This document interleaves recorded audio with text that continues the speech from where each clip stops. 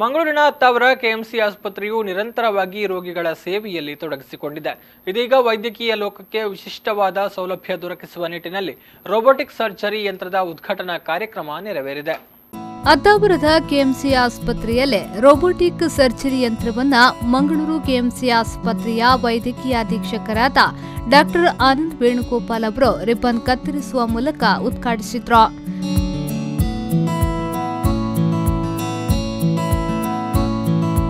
ಬಳಿಕ ಮಾತನಾಡಿದ ಅವರು, ರೋಬೋಟಿಕ್ ಸರ್ಜರಿ ಯಂತ್ರ ಅದ್ಭುತ ತಂತ್ರಜ್ಞಾನವಾಗಿದ್ದು ಮುಂದಿನ ವೈದ್ಯಕೀಯ ಪೀಳಿಗೆಗೆ ಸಹಕಾರಿಯಾಗಲಿದೆ ಎಂದು ಹೇಳಿದ್ರು.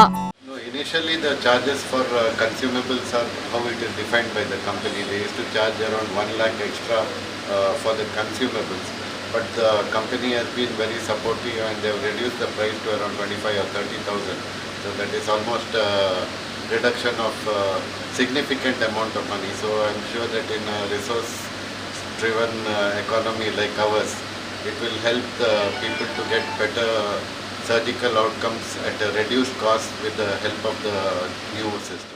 ಅನಂತರ ಮಾತನಾಡಿದ ಕ್ಯಾನ್ಸರ್ ತಜ್ಞ ಡಾಕ್ಟರ್ ಹರೀಶ್ ಅವರು, ರೋಬೋಟಿಕ್ ಸರ್ಜರಿಯಿಂದಾಗಿ ರೋಗಿಯು ಅತ್ಯಂತ ಶೀಘ್ರ ಗುಣಮುಖಗೊಳ್ಳಬಹುದು ಎಂದು ಹೇಳಿದ್ರು.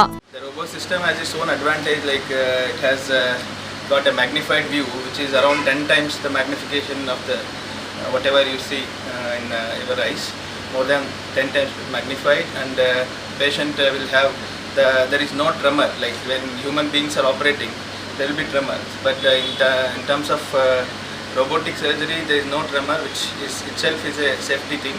And the other thing is there is quick recovery of the patients, where the hospital stay, when you compare to the normal surgery, will be reduced by around 4 to 5 days.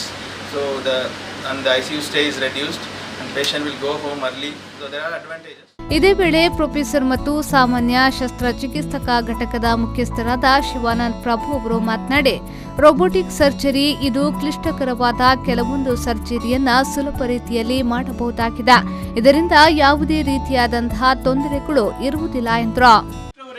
ಈಗಿರುವ ಮಾದರಿಯ ಸರ್ಜರಿಯಲ್ಲಿ ಮಾಡಲಿಕ್ಕೆ ಕಷ್ಟ ಆಗುವ ಅಥವಾ ಅದರ ಕ್ಲಿಷ್ಟತೆಯಿಂದ ಹೆಚ್ಚಿನವರು ಅದನ್ನು ಮಾಡಲಿಕ್ಕೆ ಹೊರಡದೇ ಇರುವ ಚಿಕಿತ್ಸೆಗಳು, ಅಂದರೆ ಉದರದ ಮೂಲೆಗಳಲ್ಲಿ, ಅಂದರೆ ಪೆಲ್ವಿಸ್ ಅಂತ ಹೇಳ್ತೇವೆ, ಅಥವಾ ತೀರಾ ಒಂದು ಕೈ ಎಲ್ಲಿವರೆಗೆ ಎಟುಕುವುದಿಲ್ಲ ನಮಗೆ, ಅಥವಾ ಲ್ಯಾಪ್ರೋಸ್ಕೋಪಿ ಉದರದರ್ಶಕ ಚಿಕಿತ್ಸೆಯನ್ನು ಮಾಡಲಿಕ್ಕೆ ಕಷ್ಟ ಆಗ್ತದೆ ಅನ್ನುವಂಥ ಕ್ಲಿಷ್ಟ ಚಿಕಿತ್ಸೆಗಳನ್ನು, ಶಸ್ತ್ರಚಿಕಿತ್ಸೆಗಳನ್ನು ಸುಲಭ ರೀತಿ ಒಂದು ಅದನ್ನು ಸರಳೀಕರಣ ಅಂತ ಅಲ್ಲ, ಆದರೆ ಮಾಡಲಿಕ್ಕೆ ಸಾಧ್ಯ ಆಗುವಂತೆ ಈ ಮೂಲಕ ಇಲ್ಲಿವರೆಗೆ ಯಾರಿಗೆ ಶಸ್ತ್ರಚಿಕಿತ್ಸೆ ಕಷ್ಟ ಮಾಡಲಿಕ್ಕೆ ಆಗಲಿಕ್ಕಿಲ್ಲ ಅನ್ನೋ ರೀತಿಯ ಒಂದು ತೊಂದರೆಯಿಂದ ನರಳುತ್ತಾ ಇದ್ದವರಿಗೂ ಒಂದು ಆಶಾವಾದ ಈಗ ಇದೆ ಇದರಿಂದಾಗಿ.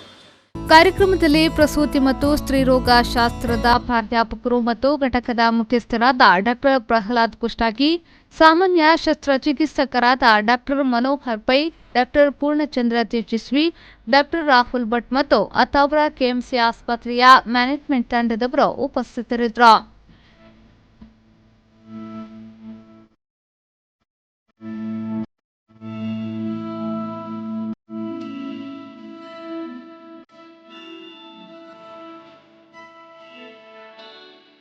ಆದಿತ್ಯ ರಾವ್, ವಿ4 ನ್ಯೂಸ್ 24/7 ಮಂಗಳೂರು.